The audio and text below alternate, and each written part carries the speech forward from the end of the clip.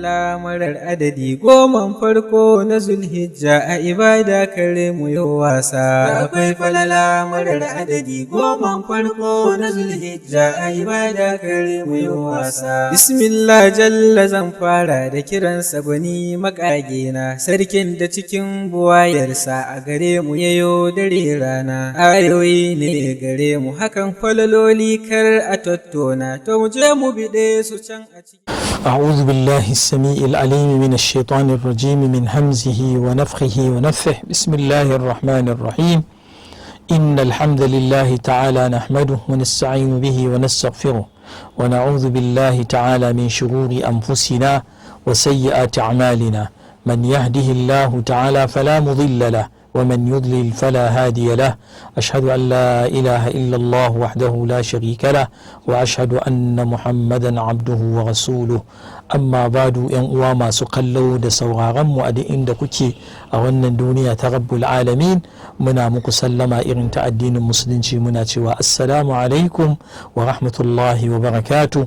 Barkanmu da sake saduwa a cikin wannan shiri namu mai tarin albarka da yake zuwa muku daga wannan kafa mai albarka ta Albani TV, shiri da yake gabatar da bayanai a game da darajoji da falaloli da ayyuka da ladaddaki da Allah subhanahu wa ta'ala ya tanada a cikin waɗannan kwanaki masu alfarma masu daraja, wato goman farko na Zulhijja. Muna roƙon Allah subhanahu wa ta'ala ya sa mu cikin bayinsa waɗanda za su dace da rabauta da alkhairai da albarkatai da suke cikin waɗannan kwanaki masu albarka. Allah subhanahu wa ta'ala muna roƙonka kakka haramta mana daɗi na bauta a cikin waɗannan kwanaki. Ya Allah ka tausaya mana, kada ka haramta mana samun lada da ta goma shi da ake samu a cikin waɗannan kwanaki masu alfarma. ‘Yan uwa masu albarka, idan ba ku manta ba, a shirin da yake kafin wannan mun yi batu ne ko muna batu ne akan ayyuka waɗanda ake buƙatar a aiwatar da su a cikin waɗannan kwanaki masu alfarma. Mun dai kada dai mu manta cewa ƙa'ida ita ce duk wani aiki da ya cika sharuɗa biyu, an yi shi don Allah kuma ya dace da abin da manzon Allah sallallahu alaihi wasallam ya zo da shi na karantarwarsa, to wannan ana kiransa a matsayin aiki na gari, kuma tabbas ana da buƙatarsa a cikin waɗannan kwanaki masu alfarma. Sai dai kawai abin da muke muna buga misalai ne don tunatarwa cewa waɗannan ayyukan da muke faɗansu to ayyuka ne waɗanda suke bai kamata a ce wani musulmi ya manta da su ba a cikin ayyukan da ake da buƙatar aiwatar da su. Har muke batu akan mahimmancin taimakon wasu, taimakon marasa shi. Halin da ake ciki a yau yana nuna matuƙar mahimmanci da farin cikin da Allah subhanahu wa ta'ala yake yi idan ya zama an fitar da wani bawansa daga cikin damuwa da rashi. Tabbas Allah yana farin ciki da wannan. Hadisi Hassan, annabi sallallahu alaihi wasallam yana faɗa yana cewa wala an amshiya ma'a akhil muslimi fi hajatihi hatta aqdiyaha anhu khairun min an atakifa fil masjidi shahra.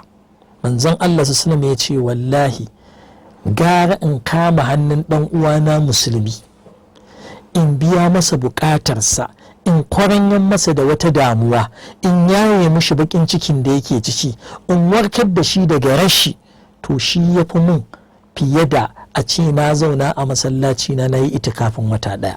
Masallacin manzo Allah ta sama fa yake nufi, masallacinsa in kai sallah ɗaya da nassin hadisinsa Allah maɗaukakin sarki zai baka lada 1000.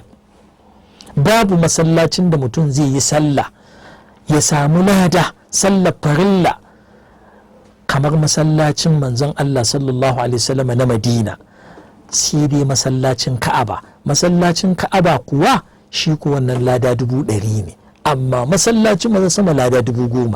To amma duk da haka manzon Allah sallallahu alaihi wasallam ya ce gara ya tsaya ya taimaki ɗan uwansa musulmi ya biya masa bukatarsa, shi yafi fiye da a ce ya itikafi na wata ɗaya a masallacinsa. Ina ma dai a ce yan uwan musulmi muna da fahimtar wannan abu. mu kalli halin da al'ummar mu take ciki, mu zama mun yi amfani da waɗannan kwanaki masu alfarma wajen taimakon 'yan uwanmu, wajen kama hannunsu da miƙo musu da kwaranyan musu da damuwar da za su shiga ciki. Sallan nan da za a shiga, in kai rantsuwa wani bayi da abin da za a ci a gidansa da safe a ranar sallah, ba za ka yi kafara ba. Su suka fi yawa a cikin al'ummar mu 'yan uwa. Kayan da mutum zai sabunta ko kuma ya wanke sababbi, ya wanke ya goge, gagaran mutane suke yi a cikin wannan hali da muke ciki. Ga tashin gauran zabi na farashin kayan masarufi, in ka je kasuwa yau, gobe idan ka koma sai ka ji kudin kaya ya ninka. To 'yan uwa, waɗanda Allah ya tarfa magarinku nono, ya ba ku dukiyarsa a hannunku, ya ce ku kula da ita, tabbas ga dama ta zo, ku yi amfani da waɗannan kwanaki masu alfarma wajen taimakon 'yan uwanku. Ƙaddamar da taimako a masallatai, ƙaddamar da dukkan wani aikin alkhairi da kaji za a yi, musamman aikin alkhairi mai gudana. Ginin makaranta, ginin masallaci, ginin gidan marayu da sauran ayyuka na alkhairi ga sunan waɗanda ake ɗaukarsu a matsayin as-sadaqatul jariya, wata sadakoki ne masu gudana. Ya kai ɗan uwa da Allah ya mawadata, yi ƙoƙari ka sa jalinka a cikin wannan kasuwanci na Allah subhanahu wa ta'ala wanda baya yankewa. Wannan yana ciki. 'Yan uwa masu albarka, daga cikin ababen da ya kamata kada a yi wasa da su a cikin waɗannan kwanakin akwai ambatan Allah maɗaukakin sarki. Ambatan Allah a gaba shine karatun alƙur'ani mai girma, sannan hailala, la ilaha illallah wahdahu la sharika la, lahul mulku wa lahul hamdu wa ala kulli shay'in qadir, musamman a ranar Arafat, musamman a ranar 9 ga wata. Amma kafin zuwan ma 9 ga watan, to duka kwanakin ana da buƙatar mutum ya zama bakinsa ya zama ɗanye, kar ya bushe a game da ambatan Allah subhanahu wa ta'ala. Mutum ya zama yana la ilaha illallah, mutum ya zama yana subhanallah, mutum ya zama yana walhamdulillah, mutum ya zama yana wallahu akbar. Da ya ɗan samu ya huta, to ya ci gaba da yi. Da wani abu nashi ya yanke, to ya zama wannan abin zai ta jaddadawa, yawan istighfari, yawan salatin manzon Allah sallallahu alaihi wasallam, ana da bukatar su a cikin wannan kwanaki, kamar yadda ya tabbata a cikin musnad na al-Imam Ahmad rahmatullahi alaihi. Annabi sallallahu alaihi wasallam yana cewa babu kwanakin da Allah ya fi son a yi aiki a cikin su fiye da waɗannan kwanaki, kuma lada ya fi girma a wajen Allah fiye da waɗannan kwanaki. Sai manzon Allah sai ya ce fa akthiru fihinna min at-tahlili wat-takbiri wat-tahmidi. Saboda haka ku yawaita hailala, la ilaha illallah wahdahu la sharika lahu, lahul mulku wa lahul hamduhu ala kulli shay'in qadir a waɗannan kwanaki. Sannan ku yawaita tahmidi, wato hamdala, alhamdulillah alhamdulillah alhamdulillah, wa takbir, sannan ku yawaita kabbara ga Allah subhanahu wa ta'ala, wato wallahu akbar wallahu akbar wallahu akbar, a yawaita su, in ji manzon Allah sallallahu alaihi wasallam. Kada mutum ya zama ya sakaci da su. Babban malami al-Imam Ibn al-Qayyim a cikin littafinsa Zadul Ma'ad yana faɗa, yana cewa wa kana sallallahu alaihi wasallam yukthiru du'a fi 10 dhil hijjati. Ma'aiki sallallahu alaihi wasallam ya kasance yana yawaita addu'a, wato ambatan Allah da yawa a cikin kwanakin zulhijja na farko 10 nan. Wa ya'muru bil ikthari min at-tahlili, sannan manzo Allah sama yana umarni da cewa a yawaita hailala, wa takbiri da kabbara, wa tahmidi da kuma yaban Allah, wato alhamdulillah. Waɗannan ababen guda uku annabi sama ya ce a yawaita su. Fa akthiru fihinna min at-tahlili wat tahmidi wat takbir. Saboda haka kada musulmi ya zama ya sakaci a game da waɗannan. Sannan al-Imam Ibn al-Qayyim rahmatullahi alaihi a cikin littafinsa Madarijus Salikin yake cewa wal afdalu fi ayyami 10 dhil hijjati, abinda aka fi so a cikin kwanaki 10 farko na zulhijja, al-iktharu min at-ta'abbudi yawaita bauta la siyama takbiri wa tahlili wa tahmidi musamman ma kabbar bari musamman ma hailala musamman ma yaban Allah subhanahu wa ta'ala wato hamdala ga Allah subhanahu wa ta'ala. Sannan abu na gaba yan uwa cikin ababen da ake buƙatar yawaita su a cikin waɗannan kwanaki masu alfarma azumi yana shiga cikin gamewar faɗin manzon Allah sama da ya ce al'amalu salih. Azumi duk da malamai sun kai sun kawo a game da hukuncin azumce waɗannan kwanakin guda tara duka tun daga 1 ga wata har 9 ga wata, wasu sun kalli hadisin na ummu salama radiyallahu anha ko hadisin na hafsa gwargwadon sabanin da aka yi a game da wacece ta faɗi hadisin cewa manzon Allah sallallahu alaihi wasallama la yada'u kana yasumu 9 min dhil-hijjati wa yasumu ashura wa 3 ayyamin min kulli shahr. Manzo Allah sama ya kasance yana azumta kwanaki 9 na farkon dhul-hijja, sannan yana yin azumin ranar ashura, sannan yana yin azumin kwanaki 3 na kowane wata. Haka matar manzon Allah sallallahu ko dai na Hafsa ko na ummu Salama ta ruwaito. To wasu malamai sun kalli wannan hadisin kuma suka inganta shi, wasu kuma malamai sai suka kalli hadisin na Aisha radiyallahu anha cewa ma ra'aitu rasulullahi sallallahu alaihi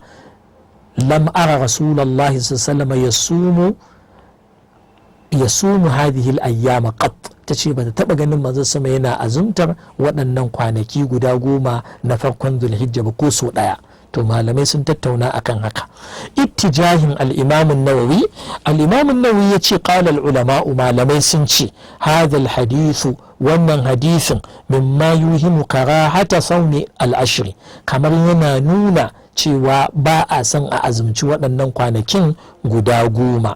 sai ya ce wal muradu bil ashri huna al ayyamu tis'atu, abinda ake nufi da 10 ana nufin 9 min awwali dhil hijjati, na ranar zilhijja, saboda ai ranar sallah ba a azumi. Qalu suka ce wa hadha mimma yuta'awwalu, wannan sai an yi wata fassara ta daban, ya kamata ai tawilin sa ai fassara. Fa laysa fi sawmi hadhihi tis'ati karahatun, babu wani abin da ke nuna makaruhancin kin yin azumi a waɗannan kwanakin guda 9, in ji al-Imam an-Nawawi, bal hiya mustahabbatu istihbaban shadidan la siyama at-tasi'u minha. Kai ana so matuƙa, kuma soyayyan nan an so soyayya mai tsanani ta azumci waɗannan kwanaki guda 9, musamman ma ranar 9 ga watan wato Zulhijja, ranar Arafat. wa huwa yawmu arafa, wato wannan ranar ta Arafat. To wannan hadisin na Aisha radiyallahu anha kenan, shine al-Imam an-Nawawi yake bayani a kansa. Ma ra'aytu Rasul sallallahu sa'iman fil ashri qat, na Aisha tace bata taba ganin manzon Allah sallallahu alaihi wasallam yana azumta waɗannan kwanakin ba ko so ɗaya. na Aisha radiyallahu anha ta zauna da manzon Allah sallallahu alaihi wasallam shekaru tun lokacin da ya hijira, kana iya cewa shekarun su 10 a tare da manzon Allah sallallahu alaihi wasallam. al-Imam an-Nawawi yace fa yuta'awwalu qawluha, fassarar da za a ma maganar na Aisha lam yasumi al-ashra, manzon Allah sama bai taɓa yin azumin kwanaki 9 nan ba, annahu lam yasumhu li'aridi maghdin aw safarin aw ghayrihima, saboda rashin lafiya ne bai yi ba, ko kuma saboda tafiya, in a halin tafiya baya yi, in bai da lafiya baya yi. Haka al-Imam an-Nawawi yace ya kamata a fassara. أو أنها لم تره صائما فيه وهذا لا يلزم عن ذلك عدم صيامه في نفس الأمر. ko kuma a'a ita din ce bata taba gani ba, sai ya ce to wannan baya lizumta cewa annabi sallallahu alaihi wasallam baya azumtar su. Wannan fassarar da al-Imam an-Nawawi kenan yama hadisin na Aisha da ke magana akan cewa bata taba ganin manzon Allah sallallahu alaihi wasallam yayi azumin waɗannan kwanaki guda 9 daga 1 har zuwa 9 ga wata ba. الإمام الزركشي بدر الدين أتكلم لتافنس الإجابة لإيراد ما استدركته عائشة على الصحابة شيما سيئو وتفسر سيتي قال بعض الحفاظ ɗaya daga cikin malamai ko wasu daga cikin malamai mahaddata hadisi suna cewa yahtamilu an takuna Aisha lam ta'lam bi siyamihi alaihi salatu wassalam. Zai iya daukan na Aisha bata taba sanin manzon Allah sallallahu alaihi wasallam ya azumci waɗannan kwanaki guda 9 ba. Fa innahu kana yaqsimu li 9 niswatin, domin manzon sama yana raba kwana ne ga matansa guda 9. fala'allahu lam yattafiq siyamuhu fi yawmiha, to zai iya yiwuwa duk zagayen da manzon sama yake yi a shekara to bai taɓa faɗowa daidai wannan lokacin a cikin kwanakinta ba, to shi yasa ita bata gani ba. Wannan fassara tana cin fassarori masu kyau. Da wannan ne wasu malamai suke ganin babu laifi mutum zai iya azumce duka waɗannan kwanakin gabaki ɗaya, zai iya azumce su gabaki ɗaya, duk da cewa hadisin na Aisha radiyallahu anha da ke cin sahihu Muslim ya fi inganci, amma kuma hadisin na Ummu Salama ga fassarar da malamai suka masa, wancan hadisin na Aisha ga fassarar da suka masa. Sannan wasu malaman suna cewa ya al-muthbitu muqaddamun ala nafi, wanda ya tabbatar to ana gabatar da shi akan wanda ya kore idan hadisai duka guda biyu sun inganta. Wasu kuma malaman sun ɗauki ɓangare na cewa ai hadisin mana na Ummu Salama ɗin ko na Hafsa bai inganta ba. Akwai malaman da suka yi waɗannan batutuwa. A takaice ɗan uwa, dama dai azumi yana cikin ababen da ake bukata, yana cikin al'amalu salih.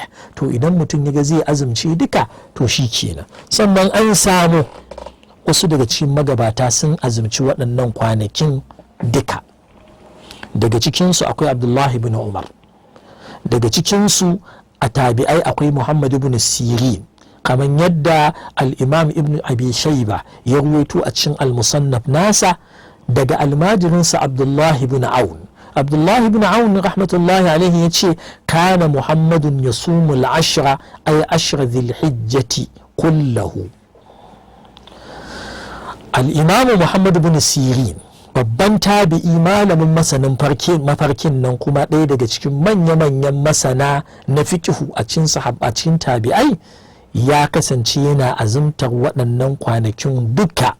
Fa'iza madal ashru, idan goman suka wuce, wa madat ayyamu tashriqi, sannan kwanaki 3 na bayan sallah suka wuce, wato 11, 12, 13 waɗanda ba a azumta su suma, domin manzal sama ya ce ayyamu tashriqi ayyamu aklin wa shurbin wa dhikrillah, ranakun nan na shanyan nama wato na bayan sallah 11, 12, 13 kwanaki ne na ci da sha kuma da ambatan Allah subhanahu wa ta'ala. Shi yasa za mu ga malamanmu na sunna sukan yi taki sitar jama babu tahrimi siyami fi ayyami tashriq, babun da ke batu akan haramcin yin azumi a ranaku guda 3 da ake yin su bayan sallah, wato ranakun shanyan nama.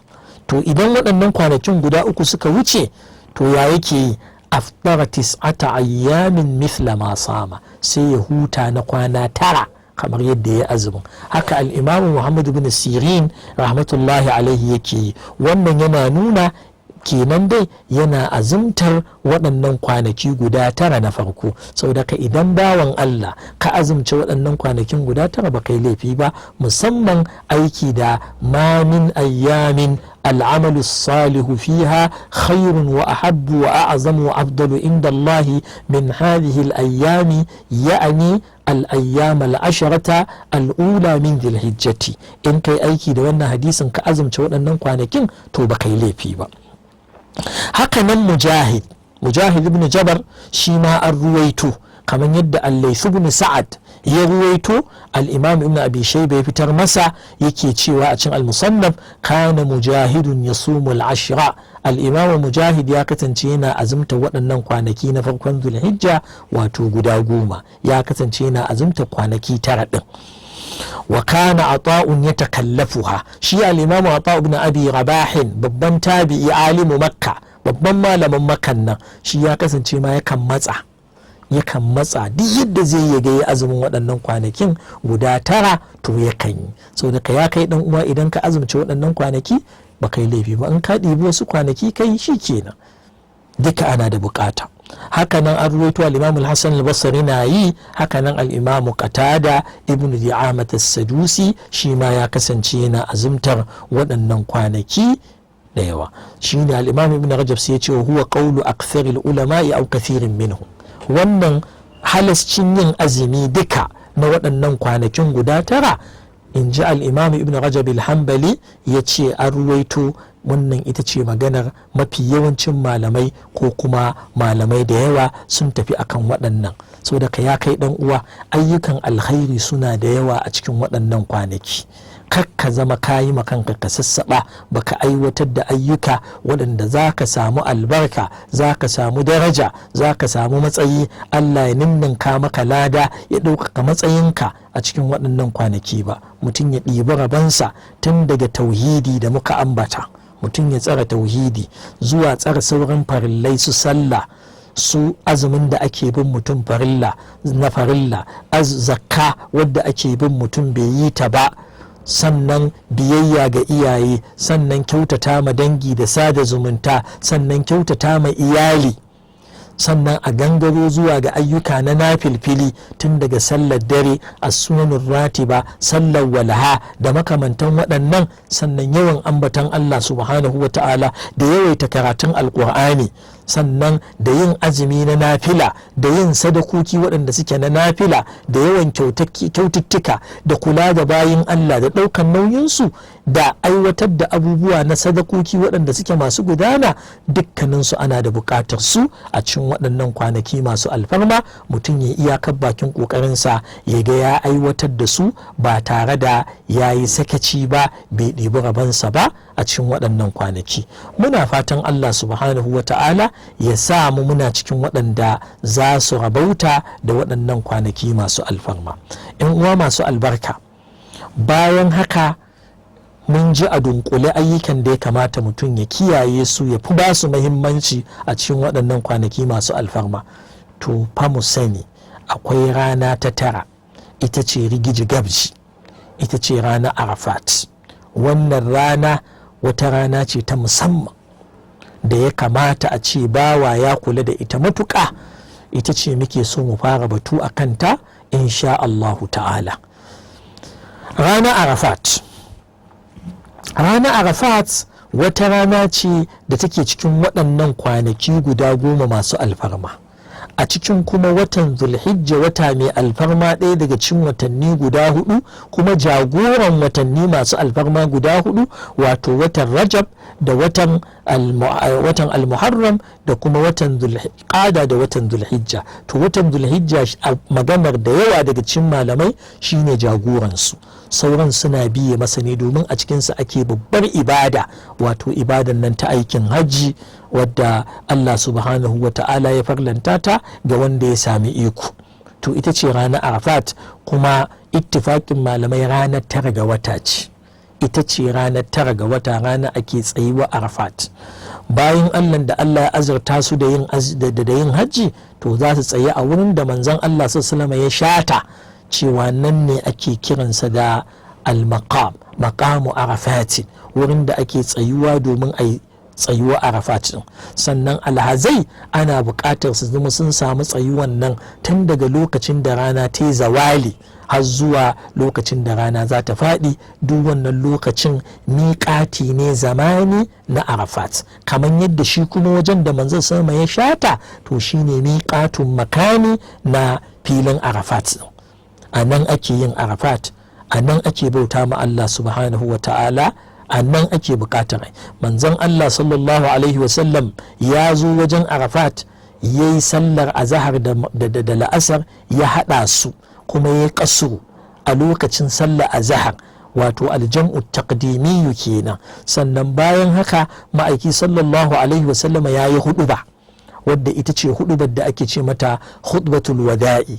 Huduban nan wacce ta kunshi abubuwa gabaki ɗaya na musulunci, tun daga tauhidi, sallah, azumi, hajji, kula da mata, kula da iyalai, tarbiyyar ya'ya, duk manzon Allah sallallahu alaihi wasallam sai da ya batu a cikin wannan hudubar tasa, wacce take dunkulalliyar huduba, wacce take cike da ma'anoni masu yawa. Malamai suka ɗauke ta, suka yi ta sharhi a kanta, suka yi ta rubuce-rubuce a kanta, suna bayani a game da fa'idojin da ke cikin wannan huduba ta manzon Allah sallallahu alaihi wasallam. To bayan nan manzon Allah sama ya yi sallah a zahar da la'asar, ya haɗa su kamar yadda muka ambata. To tun daga nan manzo Allah sama ya tsaya a matsayarsa, ya rika addu'a, ya rika addu'a, ya rika addu'a, har ya kasance mayafin manzon Allah sallallahu alaihi yakan sauka daga kafadarsa, sai sahabbansa sun zo sun gyara masa. Haka manzon Allah sama ya ta addu'a, bai bar wannan waje ba sai da rana ta faɗi, sai da rana ta faɗi. To wannan abin da ya shafi alhazai kenan. Abin da ya shafi kuma waɗanda ba alhazai ba, waɗanda ba su je aikin hajji ba, to su ma suna da tagomashi da shari'ar musulunci ta tanadan musu a cikin wannan rana, wato rana Arafat mai albarka. To ana nuna mana lokaci yayi, saboda haka insha Allahu ta'ala za mu ɗiga aya a nan, sai a darasinmu na gaba za mu ci gaba da batu akan ita wannan rana ko wannan yini na Arafat, yini mai albarka, yini wanda yake cike da alkhairai. Allah subhanahu wa ta'ala ya kaddara mana ganinsa, ya sa mu muna cikin waɗannan bayin da Allah zai yanta a cikin wannan yini mai albarka. Muna barin ku a ƙarƙashin kula Allah subhanahu wa ta'ala, muna muku sallama irin ta musulunci, muna cewa assalamu alaikum wa rahmatullahi wa barakatuh.